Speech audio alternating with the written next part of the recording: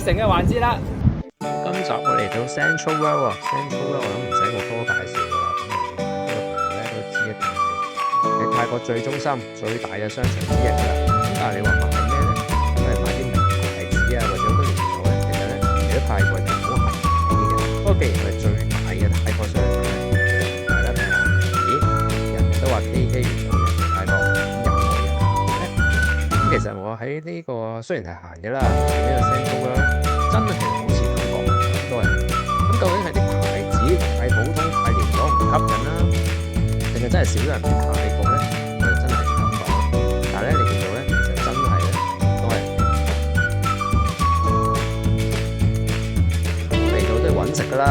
好，我哋今日咧繼續唔食泰國嘢，咁食咩咧？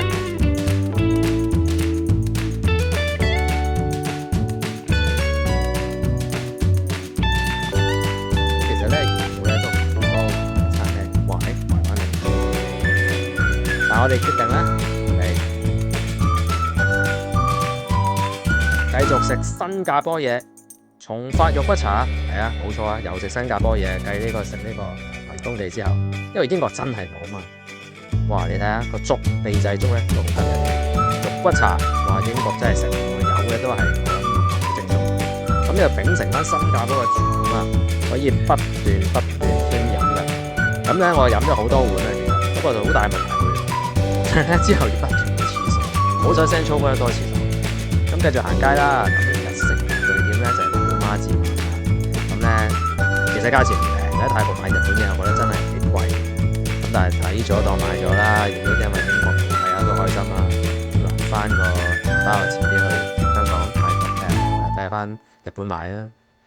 買呢個泰國名牌嘅泰拳。咦，咁多人嘅，搞乜鬼咧？咁雖然閒嘅啫喎，今日 Central World 咧，哇！頭先我話行商場冇乜人行啊嘛，但係中庭咧爆多人喎，多得好緊要。咁咩事咧？咁啊睇明星啦。咁呢兩位仁兄咧，而家係泰國話其中最紅嘅偶像之一喎，係搞嗰個咩啊 CP 啊。咁啊，詳細唔同大家講啦，大家上網睇下係咩嚟噶啦。